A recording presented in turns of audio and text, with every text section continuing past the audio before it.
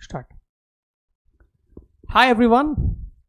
Let us continue our forfeiture and reissue of shares का revision series. Already मैंने एक video आपके साथ शेयर किया है forfeiture reissue का.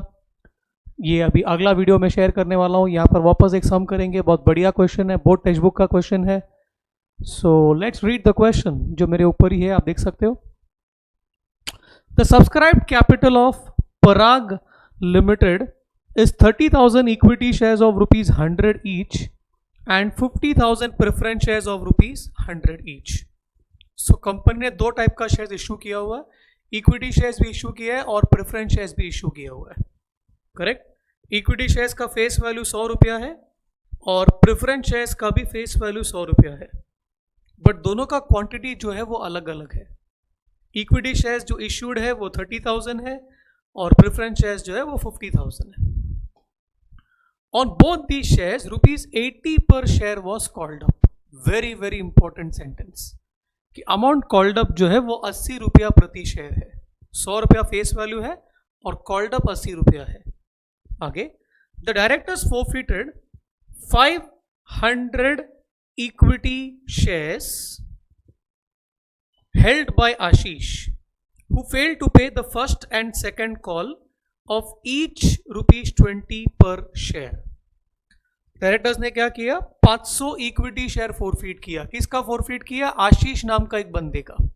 अच्छा, क्यों फोरफीट किया? बिकॉज ही फेल्ड टू पे first and second call each rupees 20 पर शेयर. फर्स्ट कॉल का 20 और सेकेंड कॉल का 20, ये दो चीज पे नहीं किया. इसके लिए उसका शेयर जो है फोरफीट किया गया. ओके, फिर आगे, they also forfeited 500 preference shares of Ashok, who failed to pay rupees 20 per share on allotment, 20 per share on first call and 20 per share on second call. तो अशोक नाम का एक बंदा है, उसने अलॉटमेंट फर्स्ट और सेकंड कॉल में पैसा नहीं दिया 20-20 रुपए के हिसाब से. प्रेफरेंस शेयर्स था उसका और वो प्रेफरेंस शेयर्स को भी कंपनी ने क्या कर दिया? फोरफीट कर दिया. देखो, शेयर्स कौन सा भी हो, फोरफीट करने का जर्नल एंट्री सेम ही रहने वाला है. You need not worry. That is why I chose this question. ठीक है, आइए अभी हम आगे बढ़ते हैं. The directors reissued these forfeited shares. तो जितने भी forfeited shares हैं, सारे के सारे forfeited shares इन लोग ने क्या कर दिया? रीइश्यू भी कर दिया. Very good. एट रुपीज 60 पर शेयर, रुपीज 80 पेड अप. अच्छा, इसका शेयर आशीष वाला शेयर्स. ओके, आशीष वाला सारा forfeited शेयर्स को रीइश्यू किया एट रुपीज 60. मतलब रीइश्यू प्राइस 60 रुपीज है और पेड अप रुपीज 80 है. 80 पेड अप है. Very very important words. उसका मतलब क्या हम बाद में पढ़ेंगे. And those of Ashok at rupees 72 per share, 80 paid up. तो अशोक का भी शेयर रीइश्यू हो गया 72 पर शेयर के हिसाब से. मतलब रीइश्यू प्राइस 72 है और पेड अप वैल्यू 80 है. ओके, आगे, all the reissued shares were taken up by अनगा. सारे रीइश्यू शेयर्स अनगा ने बाय कर लिया. ठीक है, उससे कोई फर्क नहीं पड़ता है. वो बोलते pass journal entries to record the forfeiture and reissue of shares in the books of Parag limited. तो अपने को फोरफीचर का एंट्री करना है और रीइश्यू का एंट्री करना है in the books of Parag limited. So आइए मैं बनाता हूं journal. So journal entries in the books of Parag limited.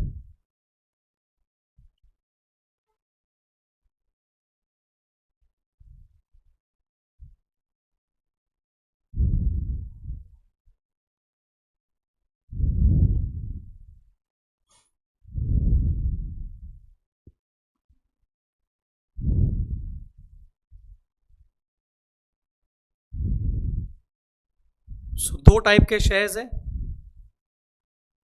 Equity shares भी है और प्रेफरेंस शेयर्स भी है. दोनों का फोरफीचर है और दोनों का रीइश्यू भी है क्वेश्चन में. That the beauty of the question. चलिए अभी हम इक्विटी शेयर्स का फोरफीट करने का बात करते हैं. सो पहला हम लोग करेंगे entry forfeiture of equity shares. अच्छा, इक्विटी शेयर्स किसको बिलोंग करते हैं? आशीष. अच्छा, कितना इक्विटी शेयर्स है उसका? सेकंड पैरा में लिखा, directors forfeited 500 equity shares held by mister Ashish. So forfeit करना है. सो इक्विटी शेयर कैपिटल को हमें क्या करना है? डेबिट करना है. 500 shares into 500 share into amount called up चाहिए, दैट इज 80 रुपीज।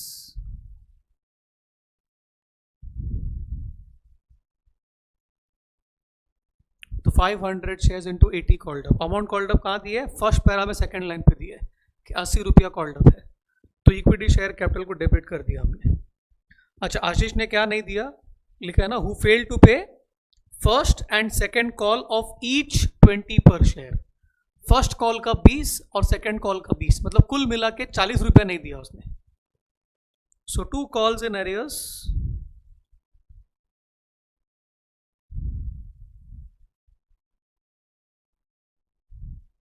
उसका 500 शेयर है इंटू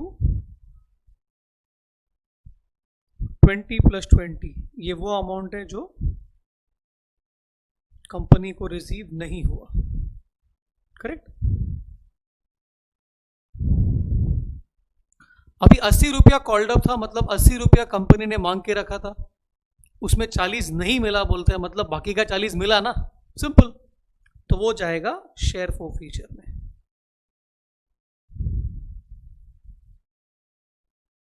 तो 500 शेयर्स इंटू 40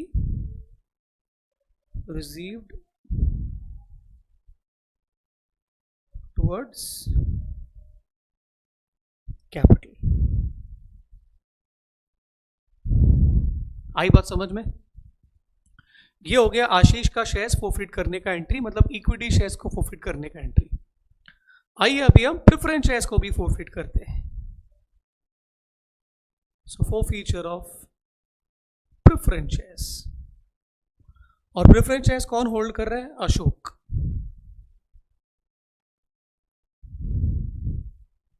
ओके, अशोक का प्रेफरेंस शेयर्स को हम लोग फोरफिट कर रहे हैं। अच्छा, how many preference shares? Second para का सेकेंड लाइन में लिखा है, दे also forfeited 500 preference shares of Ashok. So preference shares को फोरफिट करना है, तो entry is preference share capital account debit 500 shares into again 80 called up. इधर भी कॉल्ड अप 80 रुपीज ही है, बिकॉज फर्स्ट पैरा का सेकेंड लाइन पे लिखा कि दोनों शेयर्स पे 80 रुपया कॉल्ड अप है। अच्छा, सेकेंड पैरा में आ गया, मैं सेकेंड लाइन पे हूं। They also forfeited 500 preference shares of Ashok who failed to pay 20 पर शेयर ऑन अलॉटमेंट, 20 पर शेयर ऑन फर्स्ट कॉल, 20 पर शेयर ऑन सेकेंड कॉल, मतलब 60 रुपीज पे नहीं किया उसने। सो 2 कॉल्स इन एरियर्स,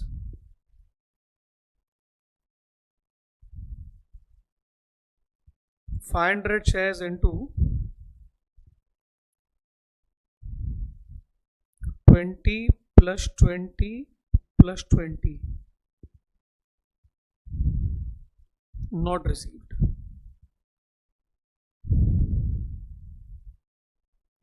₹80 में 60 रुपीज तो नहीं दिया उसने, 20 रुपया दिया, ये 20 वापस नहीं मिलेगा उसको।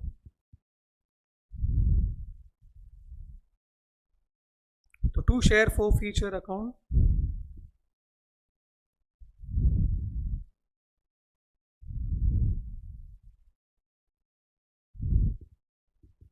$500 शेयर इंटू 20 रुपया जो अपने को मिला टुवर्ड्स कैपिटल।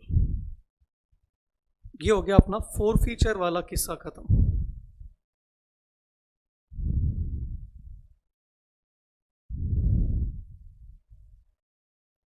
सो क्वेश्चन में 2 पार्ट्स है, फोरफीचर वाला पार्ट हमने कर दिया।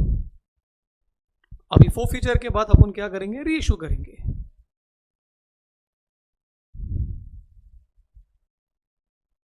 फॉर रीइश्यू, उसमें हम लोग पहले रीइश्यू कर देंगे आशीष का शेयर्स।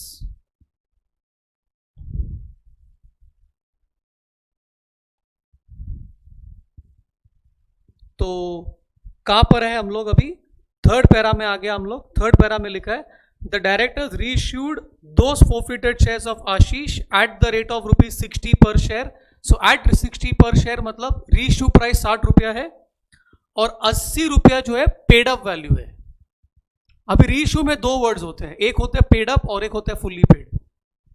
पेड अप का मतलब होता है हम आगे भी कॉल कर सकते हैं, फुल्ली पेड का मतलब हम आगे कॉल नहीं कर सकते। बराबर। अभी अगर आप क्वेश्चन का फर्स्ट पैरा का फर्स्ट लाइन पढ़ोगे तो दोनों शेयर्स का फेस वैल्यू 100 रुपया है।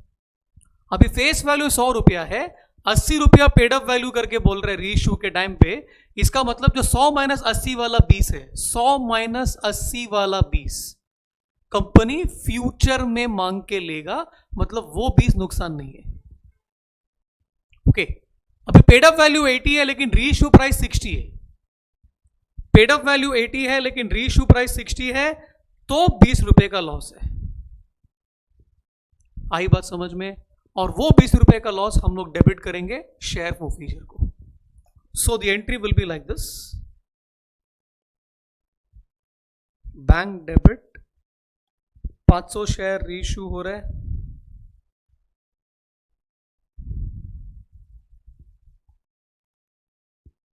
इंटू 60, तो ये हो गया bank debit.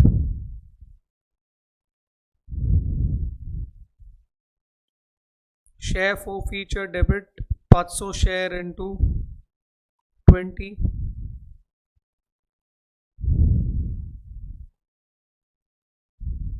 To equity share capital.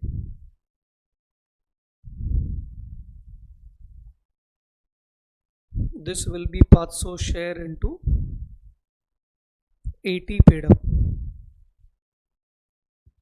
लेकिन सर शेयर तो 100 रुपए का है, तो आपने कैपिटल को 100 से क्रेडिट क्यों नहीं किया? बिकॉज बाकी का 20 कंपनी फ्यूचर में मांगने वाला ना, तो जब वो 20 मांगेगा तभी वो 20 क्रेडिट होगा कैपिटल को। Am I clear? तो ये हो गया आशीष का शेयर्स का रीइश्यू करने का एंट्री। अभी हम करेंगे रीइश्यू सेकेंड वाला बंदे का, अशोक वाला।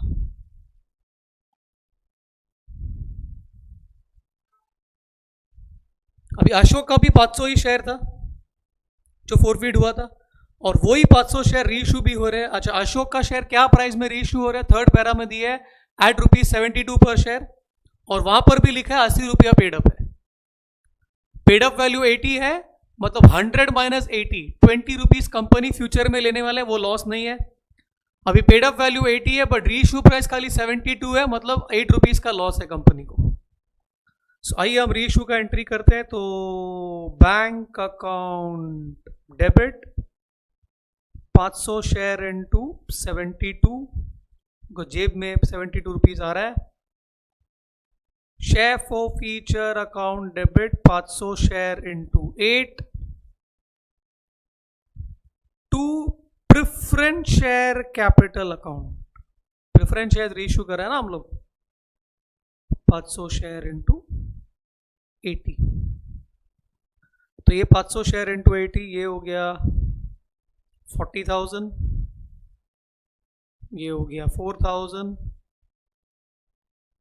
ये हो गया 36,000।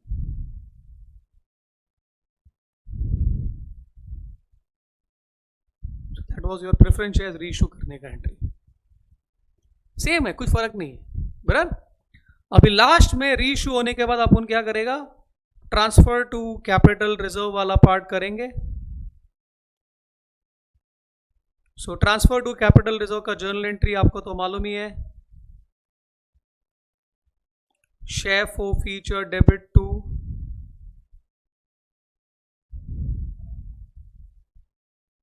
Capital reserve. और इसका अमाउंट ढूंढना भी ये क्वेश्चन में बिल्कुल तकलीफ नहीं है अपने को, बिकॉज क्वेश्चन का ब्यूटी क्या है कि all the forfeited shares have been reissued. That means हम लोग क्या कर सकते हैं, जर्नल में जहां पर भी शेयर फोरफीचर क्रेडिट है ना, उसको ऐड करने का, जहां पर भी शेयर फोरफीचर डेबिट है उसको माइनस करने का, क्रेडिट माइनस डेबिट करके नेट अमाउंट मिलेगा, और नेट अमाउंट को हम लोग ट्रांसफर कर देंगे कैपिटल रिजर्व में। समझे? सारे फोरफीटेड शेयर रीइश्यू हो गए ना, तो आइए हम ढूंढते हैं। तो सबसे पहला जर्नल एंट्री आप देखिए, शेयर फोरफीचर को क्रेडिट किया हमने 20,000 से। सेकेंड वाला जर्नल एंट्री में फिर से हमने शेयर फोरफीचर को क्रेडिट किया 10,000 से। सो मैं यहां पे जमा कर रहा हूं 20,000 प्लस 10,000, इतना क्रेडिट हुआ है। ठीक है, अभी हम डेबिट्स के बारे में बात करते हैं। ये क्रेडिट का बात किया, अभी डेबिट। यहां पर आप देखिए डेबिट है 10,000 का, यहां पर फिर से डेबिट है 4000 का, सो माइनस 10,000 माइनस 4000, तो 16,000 का बैलेंस बचता है।